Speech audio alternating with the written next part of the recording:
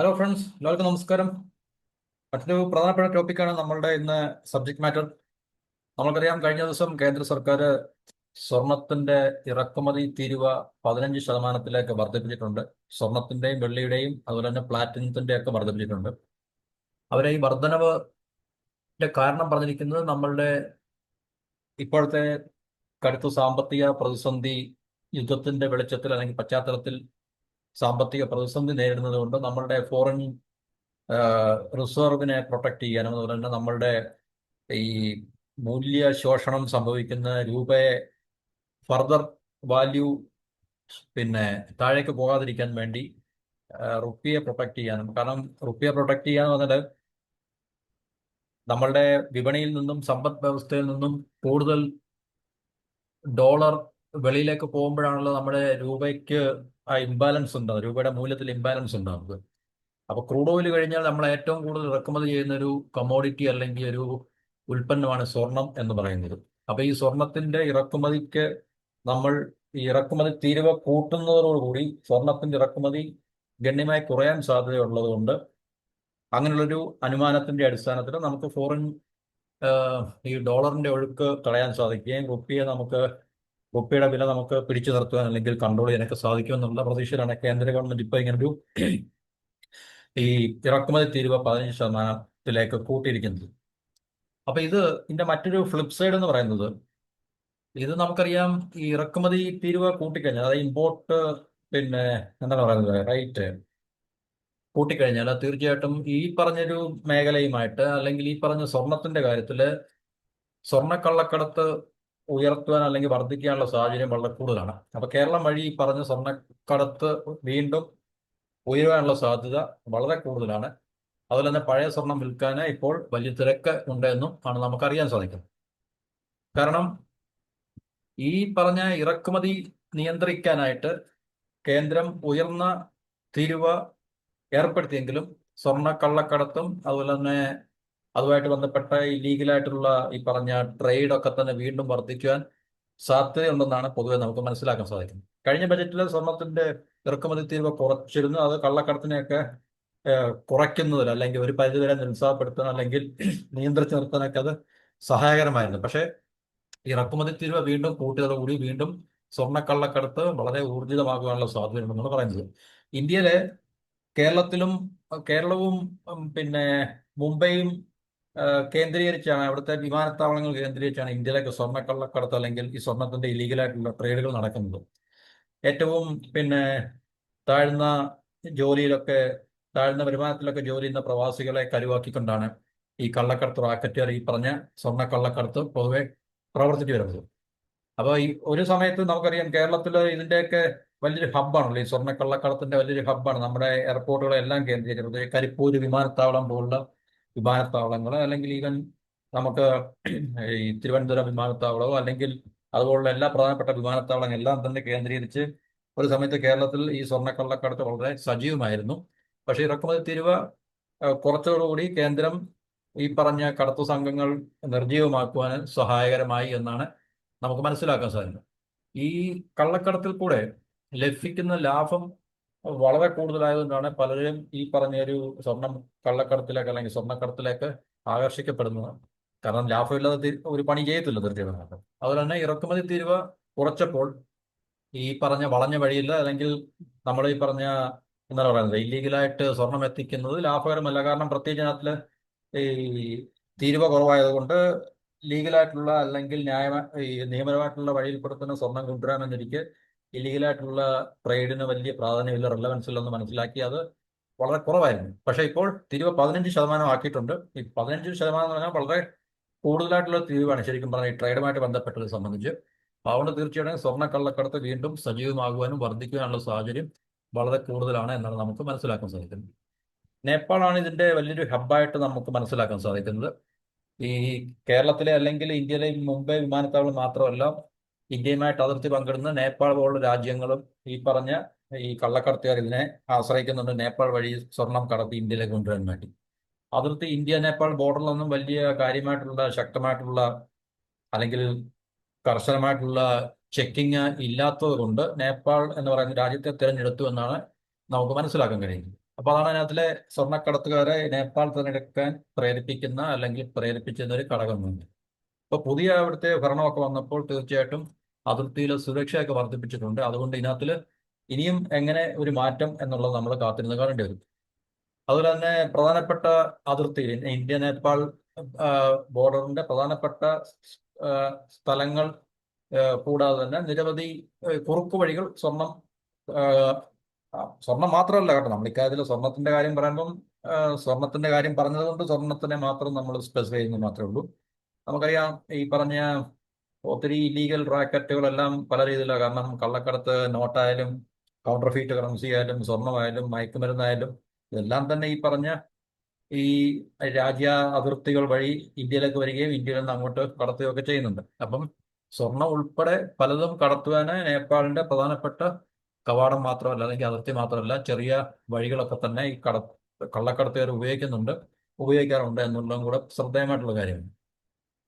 അപ്പൊ ഇങ്ങനെ ഒരു ഈ കള്ളക്കടത്ത് അല്ലെങ്കിൽ സ്വർണ്ണക്കടത്ത് ഇത് എന്നുവെച്ചാൽ കസ്റ്റംസ് നമ്മുടെ ലീഗലായിട്ടുള്ള വഴി സ്വീകരിക്കാതെ ഇല്ലീഗലായിട്ടുള്ള വഴിയിൽ കൂടെ ഈ കടത്ത് കൂടിക്കഴിഞ്ഞാൽ, സ്വർണ്ണക്കടത്ത് അല്ലെങ്കിൽ കള്ളക്കച്ചവടം കൂടിക്കഴിഞ്ഞാൽ ഗവൺമെന്റിന് കോടികളുടെ നികുതി നഷ്ടം ഉണ്ടാകും എന്ന് മാത്രമല്ല, നമുക്ക് ആന്റി ഇന്ത്യ ഓപ്പറേഷൻസിന് തയ്യാറായിട്ടിരിക്കുന്ന ഒത്തിരി ആൾക്കാരുണ്ട്. ഇന്ത്യ വിരുദ്ധ ശക്തികൾ അല്ലെങ്കിൽ ഇന്ത്യ വിരുദ്ധ പ്രവർത്തനങ്ങളിൽ ഏർപ്പെട്ടിരിക്കുന്ന ഒത്തിരി ആൾക്കാർക്ക് ഇത് വളരെ പ്രയോജനകരമായിരിക്കും. കാരണം ഇല്ലീഗലായിട്ടുള്ള ഈ ട്രേഡുകൾ നടത്തി അവർക്ക് കാശ് സമ്പാദിക്കുകയും അതുവഴി ഇന്ത്യക്കെതിരായിട്ടുള്ള, നമ്മുടെ രാജ്യത്തിനെതിരായിട്ടുള്ള ഈ രാജ്യദ്രോഹ പ്രവർത്തനങ്ങളും അല്ലെങ്കിൽ രാജ്യവിരുദ്ധ പ്രവർത്തനങ്ങളൊക്കെ അവർക്ക് ഏർപ്പെടുവാനും ഇത് നല്ലൊരു അവസരമായിരിക്കും എന്നാണ് നമുക്ക് മനസ്സിലാക്കാൻ കഴിയും. പൊതുവെ കച്ചവടക്കാർ കരുതുന്നത് ഈ പറഞ്ഞ ഉയർത്തിയ തിരിവ് അധികാരം നിലനിൽക്കത്തില്ല. കാരണം ഇപ്പോൾ മിഡിൽ ഈസ്റ്റ് അല്ലെങ്കിൽ വെസ്റ്റ് ഏഷ്യയിൽ ഈ യുദ്ധവുമായി ബന്ധപ്പെട്ട് നിലനിൽക്കുന്ന പശ്ചാത്തലത്തിൽ അല്ലെങ്കിൽ സാഹചര്യത്തിൽ ഉണ്ടാക്കിയിട്ടുള്ള പ്രതിസന്ധികളെ മറികടക്കുന്നതുവരെ ഒരുപക്ഷെ ഈ പറഞ്ഞ തിരിവ് ഉയർത്തി അല്ലെങ്കിൽ തിരിവ് ഉയർത്തി നിലനിർത്തിയേക്കും. അതിനുശേഷം ഒരുപക്ഷെ തിരിവ് വീണ്ടും കുറയ്ക്കാനുള്ള സാഹചര്യം അല്ലെങ്കിൽ അങ്ങനെ ഒരു പ്രതീക്ഷ ഈ പറഞ്ഞ വ്യാപാര മേഖലയിലുള്ളവർക്കുണ്ട് എന്നാണ് നമുക്ക് ഈ റിപ്പോർട്ടിൽ നിന്ന് മനസ്സിലാക്കാൻ സാധിക്കുന്നത്. അതുപോലെ ഇതിനകത്തിലെ വേറെ ശ്രദ്ധേയമായിട്ടുള്ളൊരു കാര്യം എന്ന് പറഞ്ഞു കഴിഞ്ഞാൽ ഈ സ്വർണത്തിന്റെ വില കൂടിയിട്ടുണ്ട് വളരെയധികം. അപ്പൊ അതുകൊണ്ട് ഈ സ്വർണം കൈവശമുള്ള ആൾക്കാരൊക്കെ തന്നെ പഴയ സ്വർണ്ണങ്ങളൊക്കെ വിറ്റ് കാശാക്കുന്ന ഒരു പ്രോസസ്സിൽ ഇപ്പോൾ ഏർപ്പെട്ടുകൊണ്ടിരിക്കുകയാണെന്നാണ് നമുക്ക് മനസ്സിലാക്കാൻ സാധിക്കുന്നത്. ഇന്ത്യയിൽ നമ്മൾ നേരത്തെ ചില വീഡിയോയിൽ പറഞ്ഞാണ് ഏകദേശം ഗാർഹിക ഈ മേഖലയിലൊക്കെ ആദ്യം ഇന്ത്യയിലെ കുടുംബങ്ങളിൽ വെച്ചിരിക്കുന്ന നമ്മുടെ കൈവശമുള്ള ഈ സ്വർണത്തിന്റെ അളവ് എന്ന് പറഞ്ഞാൽ ഏകദേശം 25,000 ടണ്ണിന് മുകളിലാണ്. ലോകത്ത് മറ്റൊരു രാജ്യത്തും ഇത്രയധികം സ്വർണത്തിന്റെ റിസർവ് ഉള്ളതായിട്ട് കണക്കുകൾ പറയുന്നില്ല. അപ്പൊ ഇതിന്റെ ഒരു ഭാഗം വിപണിയിലേക്ക് തിരിച്ചു വരും. എന്ന് പറഞ്ഞാല് കൈവശം സ്വർണത്തിന്റെ വില കൂടിയത് കൊണ്ട് വിൽക്കുവാനും അല്ലെങ്കിൽ സ്വർണ്ണ പണയ വായ്പകൾ വർദ്ധിക്കുവാനും ഒക്കെയുള്ള സാധ്യതയുണ്ട് എന്നുള്ളത് അതിന്റെ ഒരു മറുവശമാണ് എന്ന് നമുക്ക് മനസ്സിലാക്കാൻ കഴിയുന്നുണ്ട്. അതായത് സ്വർണത്തിന്റെ വില കൂടിയത് കൊണ്ട് പഴയ സ്വർണ്ണാഭരണങ്ങളൊക്കെ തന്നെ വിറ്റ് കാശാക്കാൻ പലരും താല്പര്യപ്പെടും. അതുകൊണ്ട് ഈ പറഞ്ഞ വൻകിട ജുവലറിക്കാരുടെയൊക്കെ കച്ചവടത്തിന്റെ വിൽപ്പനയുടെ 50% ഈ ഒരു മേഖലയെ കേന്ദ്രീകരിച്ചാണ്. പഴയ സ്വർണം മാറ്റിയെടുക്കുന്നതിൽ അങ്ങനെ ആ ഒരു മേഖലയുമായി ബന്ധപ്പെട്ടാണ് അവിടെ 50% വിൽപ്പന നടക്കുന്നതും എന്നാണ് നമുക്ക് ഇതിൽ നിന്ന് അറിയാൻ സാധിക്കുന്നത്. അപ്പൊ കുടുംബങ്ങൾ കൈവശം വെച്ചിട്ടുള്ള ഇപ്പൊ 25,000 ടണ്ണോ ഇന്ത്യയുടെ മൊത്തം നമ്മുടെ ഫാമിലിയിലുള്ള നമ്മുടെ കയ്യിലുള്ള വള, കമ്മല്, മാല അങ്ങനെയുള്ള ഈ സ്വകാര്യ വ്യക്തികളുടെ അല്ലെങ്കിൽ കുടുംബങ്ങളുടെ കൈവശമുള്ള സ്വർണത്തിന്റെ അളവാണ് 25,000 ടണ്ണോളം എന്നുള്ളത്. അപ്പൊ അതിന്റെ ഒരു നിശ്ചിത ശതമാനം തീർച്ചയായിട്ടും ഈ പറഞ്ഞ ആൾക്കാര് വിറ്റഴിക്കുവാൻ വേണ്ടി തയ്യാറായി കഴിഞ്ഞാൽ ഈ കുറെ സ്വർണം മാർക്കറ്റിലേക്ക് വരികയും അങ്ങനെ സ്വർണത്തിന്റെ ഈ ഇറക്കുമതി കുറയ്ക്കുവാന് അത് വഴിയൊരുക്കുകയും വിലക്കകത്തില് കാര്യമായിട്ടുള്ള മാറ്റങ്ങൾ, കാരണം ഈ കമ്മോഡിറ്റിയുടെ ഈ ഡിമാൻഡ് അല്ലെങ്കിൽ സപ്ലൈ ഒരു വലിയ വിഷയമാണല്ലോ. ഇപ്പൊ സ്വർണത്തിന്റെ ഇറക്കുമതി തീരുവ കൂട്ടുക എന്ന് പറയുമ്പോൾ ഇറക്കുമതി കുറയുമ്പം തീർച്ചയായിട്ടും ഇപ്പോൾ നിലനിൽക്കുന്ന സപ്ലൈയുടെ ആ ഒരു ക്വാണ്ടിറ്റി ഇനിയും വരുന്ന വിപണിയിൽ കുറവാകുമ്പോൾ തീർച്ചയായിട്ടും വിലക്കകത്തിൽ ഉണ്ടാക്കുന്ന മാറ്റങ്ങൾ ഉണ്ടാകും. അറ്റ് ദ സെയിം ടൈം ഇപ്പൊ മാർക്കറ്റിൽ നിലവിലുള്ള സപ്ലൈയിലേക്ക് ഈ ആൾക്കാർ സ്വർണം വിൽക്കാൻ വേണ്ടി അവർ തയ്യാറാകുകയാണെങ്കിൽ ആ സപ്ലൈക്ക് അതിലൊരു ചേഞ്ച് ഉണ്ടാകുമ്പോൾ തീർച്ചയായിട്ടും ആ ഇറക്കുമതി കുറയുന്നത് കൊണ്ട് ഉണ്ടായിട്ടുള്ള ഒരു ഗ്യാപ്പിനെ സെറ്റ് ഓഫ് ചെയ്യാനും സ്വർണത്തിന്റെ വിലയിൽ ചില മാറ്റങ്ങൾ വരുത്താനും സാധിക്കുമെന്നാണ് നമുക്ക് അറിയാൻ സാധിക്കുന്നത്. അപ്പൊ ഇതൊക്കെ ഒരു പ്രതീക്ഷയാണ്. തൽക്കാലം നമുക്ക് ഇപ്പോൾ ഇത് ഈ ഗവൺമെന്റിന്റെ പോളിസി വന്നിട്ടേ ഉള്ളൂ. വളരെ താമസിയാതെ ഇത് പിന്നെ ഈ പറഞ്ഞ പോളിസി നിലവിൽ വരും. അപ്പൊ അതിനുശേഷം നമുക്ക് ഇതിനകത്തിൽ ഉണ്ടാകാൻ പോകുന്ന ഈ പറഞ്ഞ സ്വർണ്ണ കള്ളക്കടത്ത് ഏത് രീതിയിലായിരിക്കും, അതിന്റെ ഒരു രീതി അല്ലെങ്കിൽ എത്രത്തോളം വർദ്ധിക്കും എന്നൊക്കെ ഉള്ളത് നമുക്ക് കാത്തിരുന്ന് കാണേണ്ട ഒരു വിഷയമാണ്.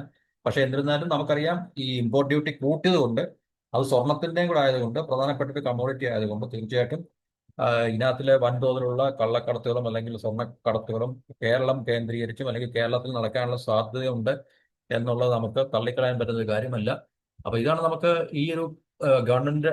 പക്ഷെ ഗവൺമെന്റ് പറയുന്നത് നമുക്കറിയാം, ഇപ്പൊ ഏതൊരു പോളിസിയും ഗവൺമെന്റ് പ്രത്യക്ഷമായി പറയുന്ന ഒരു കാര്യം ഉണ്ടാകും. ഇപ്പൊ നോട്ട് ബാൻ ആയാലും ശരി, മറ്റേത് പോളിസി ആയാലും ശരി, അവർ പ്രത്യക്ഷമായിട്ട് ഒഫീഷ്യലായിട്ട് അവർ ഡിക്ലെയർ ചെയ്യുന്ന ഒരു പോളിസിയുടെ സൈഡ് ഉണ്ടാകും. പക്ഷേ നമുക്കറിയാം, ഏതൊരു സംഭവം നടന്നു കഴിഞ്ഞാലും അതിന് ഒരു ഡയമെൻഷൻ മാത്രമായിരിക്കത്തില്ല. പിന്നെ അത് പല ഡയമെൻഷൻ എന്നുവെച്ചാൽ പല ഡെവലപ്മെന്റ്സുമായിട്ട് ബന്ധപ്പെട്ട് ഉണ്ടാകാൻ സാധിക്കും എന്നുള്ളതും. പക്ഷേ ഇത്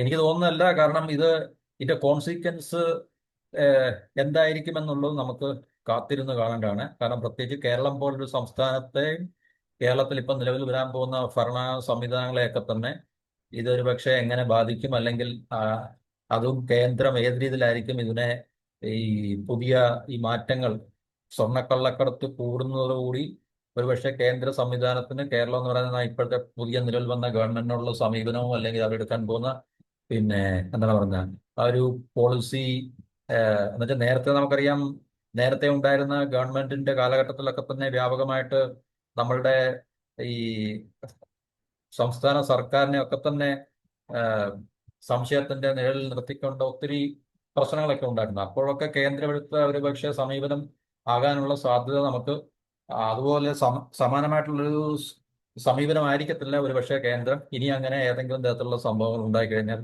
ഇപ്പോൾ നിലവിൽ വരാൻ പോകുന്ന ഗവൺമെന്റിനോട് സ്വീകരിക്കുന്നത്.